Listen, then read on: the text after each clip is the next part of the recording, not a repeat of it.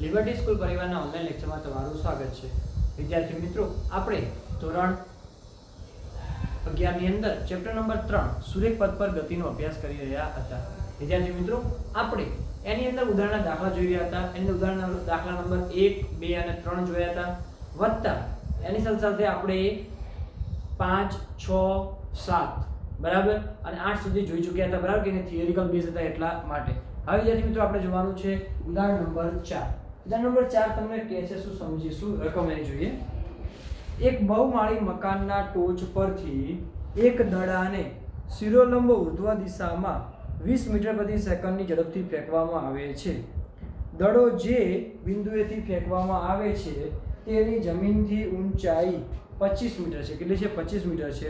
તો દડો કેટલી ઊંચાઈએ પહોંચશે? દડો જમીનને અથડાય તે પહેલા કેટલો સમય લાગશે? જી બરાબર તમને આપી છે 10 મીટર પ્રતિ સેકન્ડ। સમજીશું વિદ્યાર્થી મિત્રો શું કહે છે। તમને બહુમાળી મકાન આપ્યું, શું આપ્યું છે? એક બહુમાળી, આ રીતે બહુમાળી મકાન બની ગયું,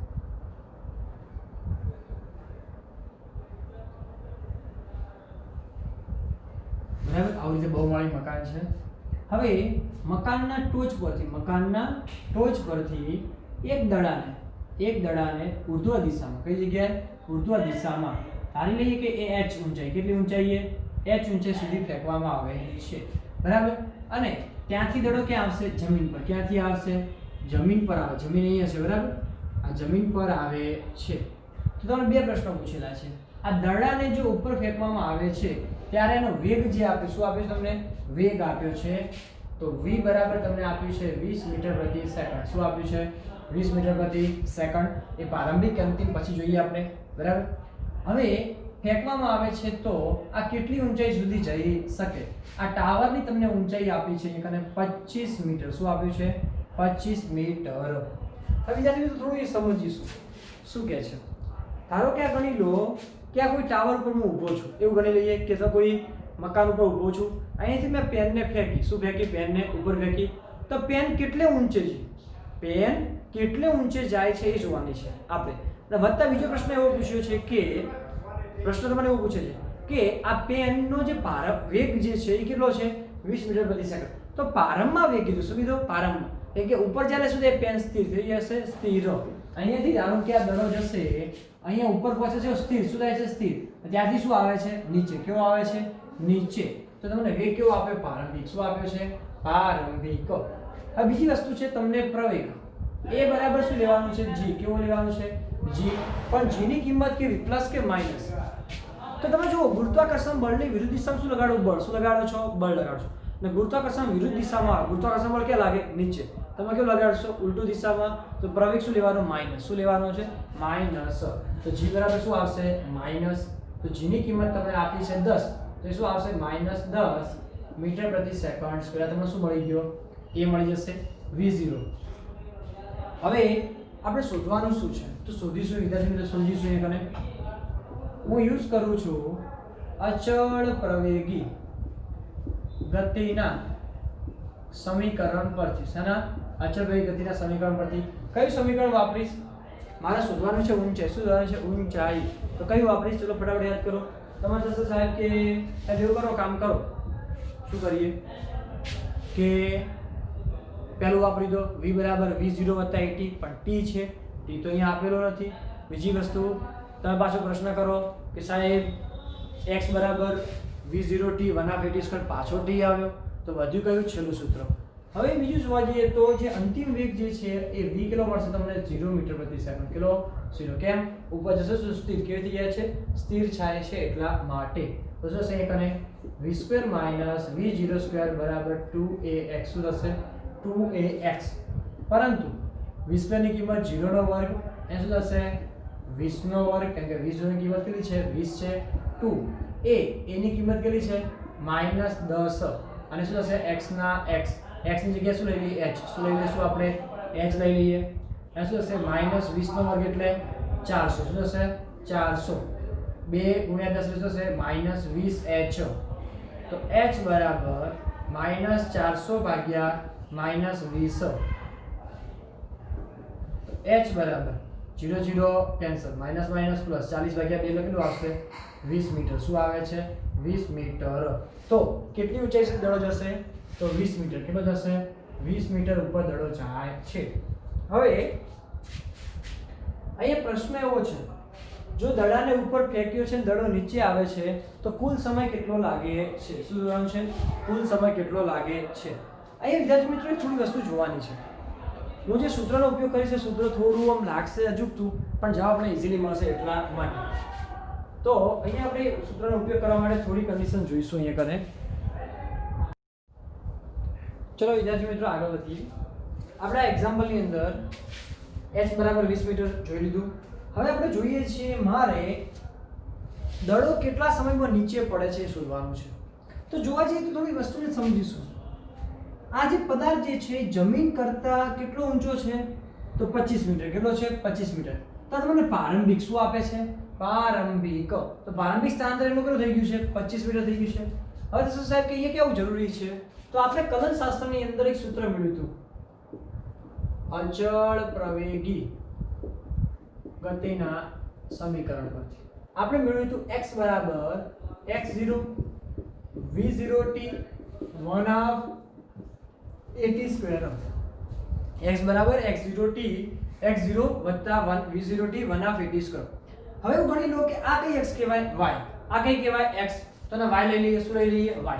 તો y બરાબર y0 v0t 1/2 શું લઈએ? at square. શું લઈએ? 1/2 at સ્ક્વેર લઈ લઈએ. હવે અહીંયા જોવા જઈએ તો પદાર્થ કેટલો ઊંચો છે તો 25 મીટર. કેટલો છે 25 મીટર. તો એનું પ્રારંભિક સ્થાન y0 બરાબર તો કેટલું મળશે 25 મીટર. ત્યાંથી ફેંકવામાં આવે છે. ફેંકીને ક્યાં આવે છે? નીચે. નીચે જમીન ઉપર એટલે કોઈ સ્થાન કહેવાય નહીં. તો y બરાબર શું આવે 0. શું આવે 0. તો y બરાબર આવશે 0. બાકી v0 ની કિંમત છે, a ની કિંમત છે આપણી પાસે અહીંયા લખેલી જ છે, આપણે ખાલી કિંમત મૂકી દેશું. તો શું સૂત્ર બનશે અહીંયા y ની કિંમત 0, y0 ની કિંમત 25, v0 ની કિંમત કેટલી આવશે આપણા પાસે 20. કેટલી આવશે 20t 1/2 a ની કિંમત કેટલી બનશે આપણા માટે? તો a ની કિંમત આવશે -10. કેટલી છે એની કિંમત? -10 અને t સ્ક્વેર. ઓકે. હવે આપણે શું કરીએ છીએ થોડું જોઈ લઈએ. 0 25 અહીં શું આવશે 20t. અહીંયા જુઓ 5 દુ 10 તો એ કેટલા વધશે 5 પ્લસ માઇનસ માઇનસ તો -5t સ્ક્વેર. અને બરાબરની બીજી બાજુમાં શું છે પ્લસ. શું હશે પ્લસ. તો 5t સ્ક્વેર આ બાજુમાં લાવો તો -20t, આ બાજુ લાવો એટલે શું છે 25 બરાબર 0. 5 ને શું કરો કોમન. શું લઈ લો કોમન. તો t સ્ક્વેર 5 ચોક 20 પાયો પાયો 25 બરાબર 0. 5 ને ભાગી દો તો 0 ભાગ્યા 5 એટલે 0 થઈ જશે. તો શું આવશે t સ્ક્વેર -4t - 5 બરાબર 0. હવે આપણે શું કરવાનું? ભાગ શું પાડવાના છે? ભાગ કોના? 4t ના. કેટલા? 5 ના આધારે. તો તમે દ્વિઘાત સમીકરણ વિશે ભણી ચૂક્યા હશો. ax² + bx + c ના આધારે. તો કેટલા ભાગ પડશે? t² - 5t + t -5 બરાબર 0. આટલા ભાગ પડશે. અહીંથી બંનેમાંથી શું કોમન આવે? t. તો અહીંયા કેટલા વધશે? t. અહીંયા કેટલા વધશે? 5. અહીંયા કેટલા આવશે? 1 કોમન તો t - 5 બરાબર 0. બંનેમાં જો t - 5 આ કોમન આવશે તો t - 5 કોમન લઈ લઈએ. અહીંયા શું આવશે? t + 1 બરાબર 0. હવે t - 5 બરાબર 0 અને t + 1 બરાબર 0 તો શું આવશે? t બરાબર 5 સેકન્ડ. શું આવશે? t બરાબર 5 સેકન્ડ અને t બરાબર શું આવશે? -1 સેકન્ડ, જે શક્ય નથી. એટલે કે દડાને જમીન પર પડતા અથવા બોલને જમીન પર પડતા લાગતો સમય કેટલો સેકન્ડ છે? 5 સેકન્ડ. કેટલો સેકન્ડ છે? 5 સેકન્ડ છે. ઓકે. તો દાખલા વિશે તમે ગણી શકો છો. ફટાફટ ચલો લખી દઈશું, પછી આપણે આગળ જોઈએ.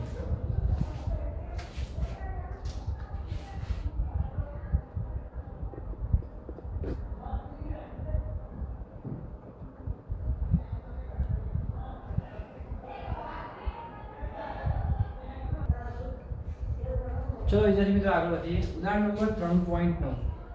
બે સમાંતર રેલવે ટ્રેક ઉત્તર દક્ષિણ દિશામાં છે. એક ઉત્તર દિશામાં એક દક્ષિણ દિશામાં છે.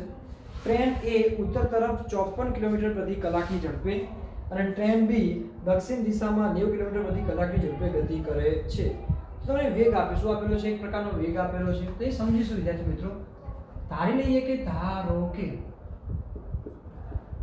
ઉત્તર દિશાને કઈ ગણી લઈએ આપણે? તો ધન x અક્ષ. શું લઈએ? ધન x અક્ષની દિશા અને દક્ષિણ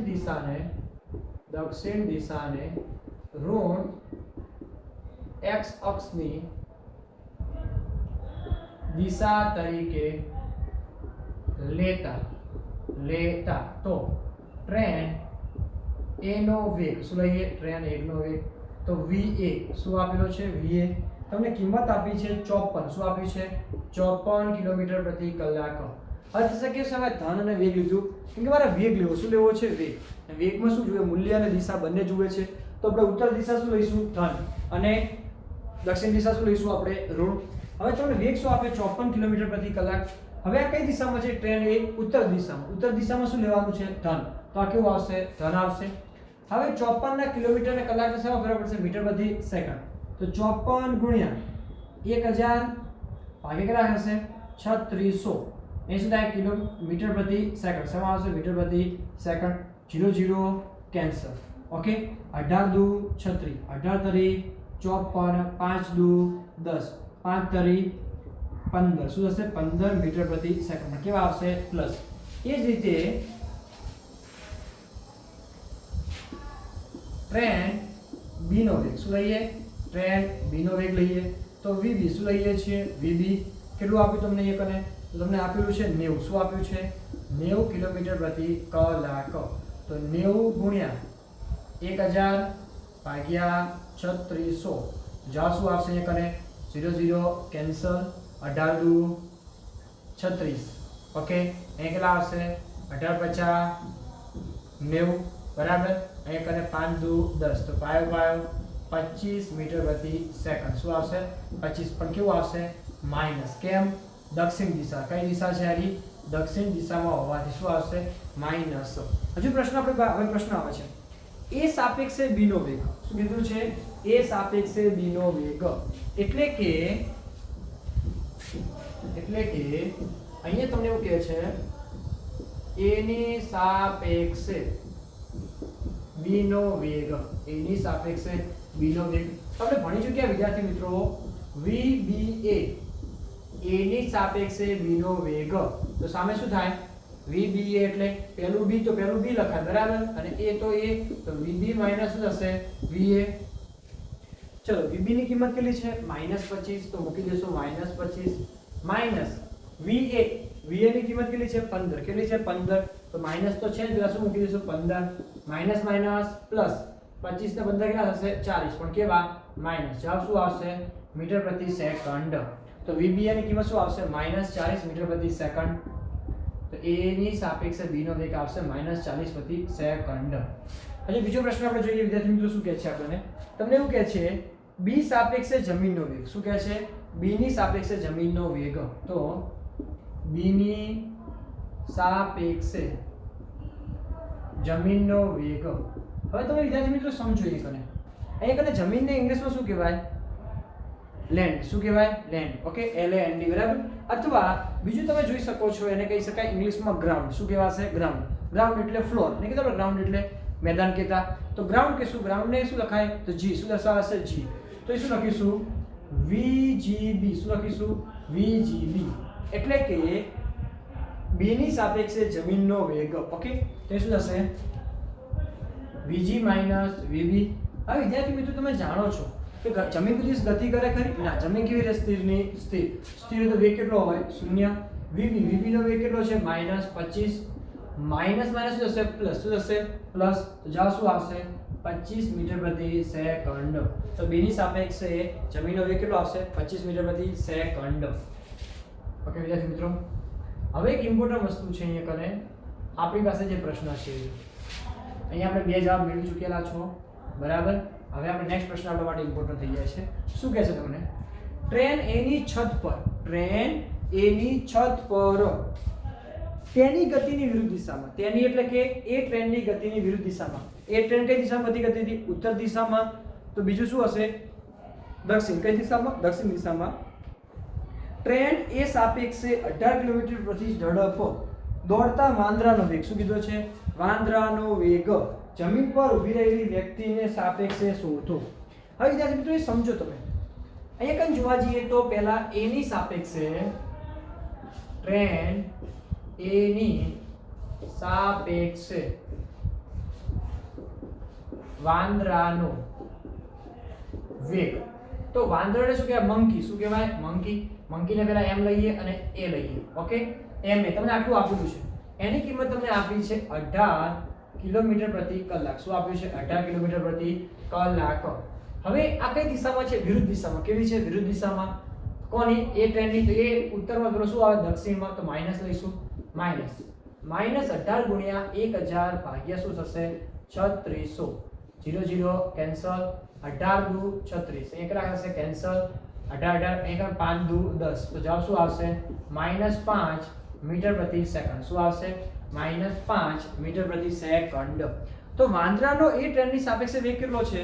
-5 મીટર પ્રતિ સેકન્ડ. પણ તમને એ શું કહે છે? માણસની સાપેક્ષમાં. કોની સાપેક્ષમાં? માણસની સાપેક્ષમાં વેગ. તો તમે સમજો, ટ્રેન જે છે એ આ દિશામાં જાય છે, જ્યારે વાંદરો આ દિશામાં. તો પરસ્પર કેવું છે? વિરુદ્ધ. હવે તમે સમજી લો, મેં તમને સમજાવ્યું હતું કે હું એક પગલું આ તરફ જઉં, બરાબર, અને એક પગલું વિરુદ્ધ દિશામાં જઉં, તો કુલ કેટલા પગલા કાપ્યા કહેવાય? તો 2. એક આ બાજુ અને એક આ. તો કેટલા થાય? 2. તો મેં શું કર્યો? સરવાળો. શું કર્યો? સરવાળો. તમારે એ જ વસ્તુ અહીંયા કરવાનું છે કે માણસની સાપેક્ષે વાંદરાનો વેગ. તો લઈએ vm. શું કરી દે? એકલું vm. v એટલે m એટલે મંકી. બરાબર. તો કોનું શું લેશું અહીંયા કને? તો ટ્રેન a માટેનો વેગ અને સાપેક્ષ વેગનો શું કરવાનો? સરવાળો. શું કરવાનો છે? સરવાળો. કેમ? ટ્રેન આ દિશામાં જાય છે, વાંદરો આ દિશામાં જાય. શું કરી દેશું? સરવાળો. તો va ની કિંમત કેટલી છે? 15. આની કિંમત કેટલી છે? -5. પ્લસ માઇનસ થશે -15 ઓછા 5. જવાબ શું આવશે? 10 મીટર પ્રતિ સેકન્ડ. તો માણસની સાપેક્ષે વાંદરાનો વેગ કેટલો આવશે? 10 મીટર પ્રતિ સેકન્ડ. ઓકે, તો તમારે ધ્યાન રાખવાનું છે વિદ્યાર્થી મિત્રો, થોડા પોઈન્ટ છે. આ પ્રશ્ન આમ જોવા જઈએ લાગે સિમ્પલ, પણ એટલો સિમ્પલ પણ છે નહીં. એટલે દરેક મુદ્દાને સમજવો પડે છે. ઓકે, ચલો ફટાફટ લખી દેશું, પછી આપણે આગળ જોઈએ.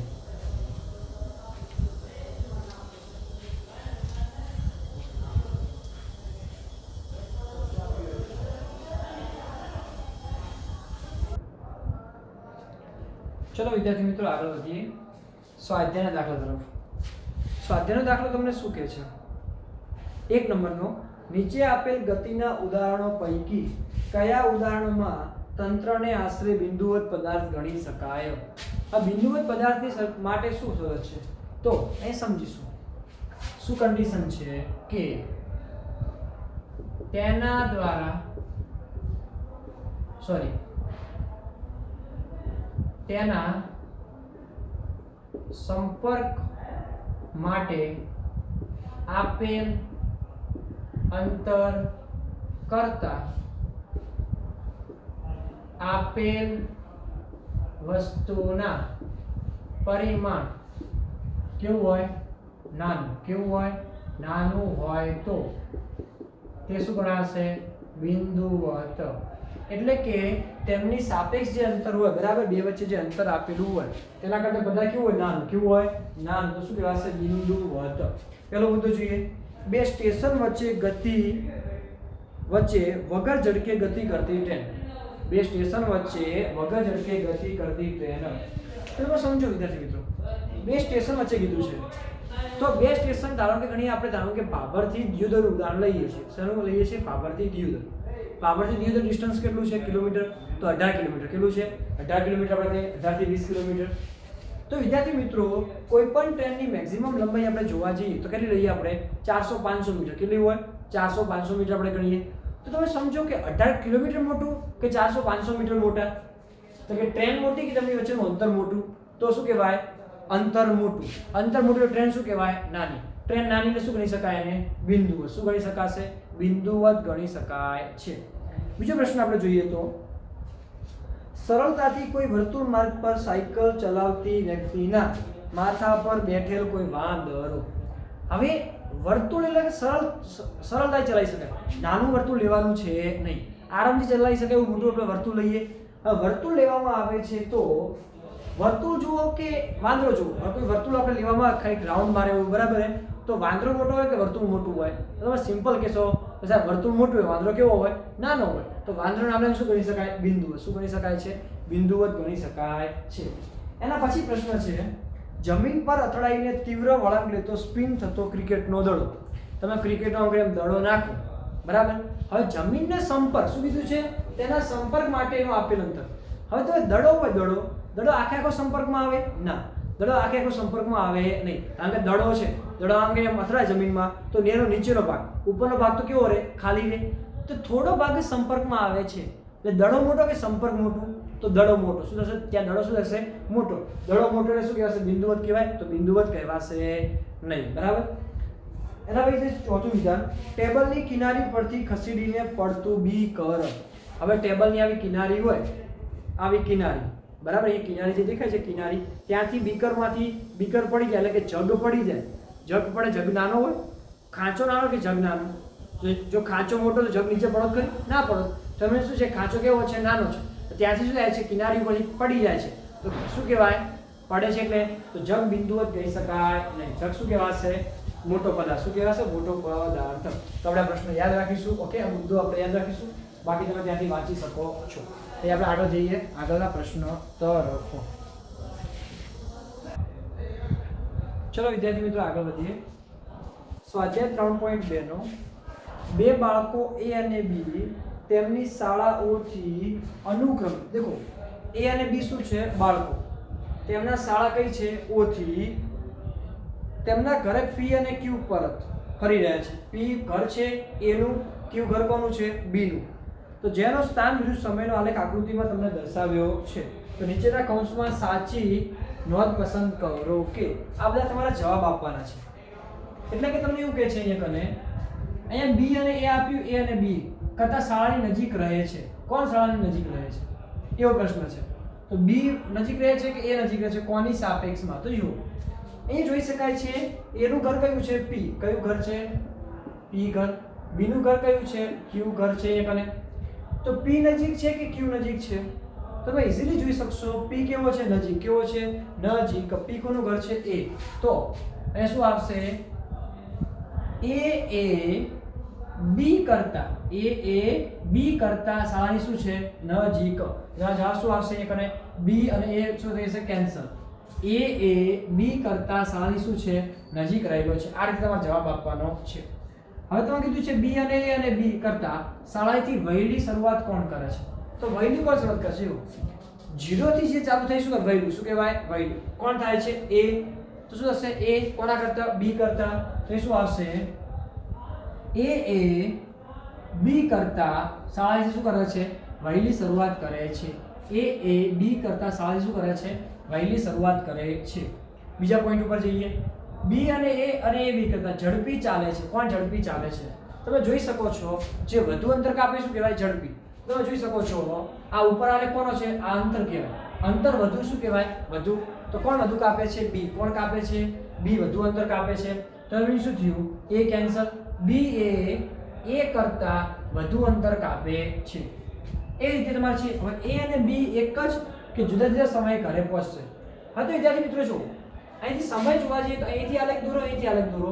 થોડો ભાગ લઈ જશો, આ બંને સમાન જુઓ. અહીં આલેખમાં સાઈઝ જોઈશું તમે બુકમાં, તમને ખબર પડશે કે બંને એક સમાન શું થાય છે? ઘરે. શું થાય છે? એક સમાન ઘરે પહોંચે છે. તો જુદા જુદા શું આવશે? કેન્સલ.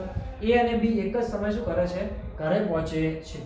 બીજી વસ્તુ જોવા જઈએ તો એ અને બી રસ્તા પર બી અને એ થી એક વખત બે વખત આગળ નીકળે. તમે જોઈ શકો છો બી એ આ રસ્તે જાય છે. બી તો બી કોને ક્રોસ કરે છે? એ ને. કેટલી વખત? એક વખત. તો એનું શું આવે? બી રસ્તા પર એ થી કેટલી વખત? એક વખત આગળ નીકળી જાય છે. તો વિદ્યાર્થી મિત્રો એકદમ સિમ્પલ પ્રશ્ન હતો પણ થોડો સમજવો જરૂરી હતો. તો આ પ્રમાણે તમે કોઈ પણ પ્રશ્નને ગણીને જવાબ આપી શકો છો. ઓકે વિદ્યાર્થી મિત્રો, ચલો ફટાફટ તમારી બુકોની અંદર ટીક કરી દો. લખો તો લખી શકો છો. ચલો ત્યારે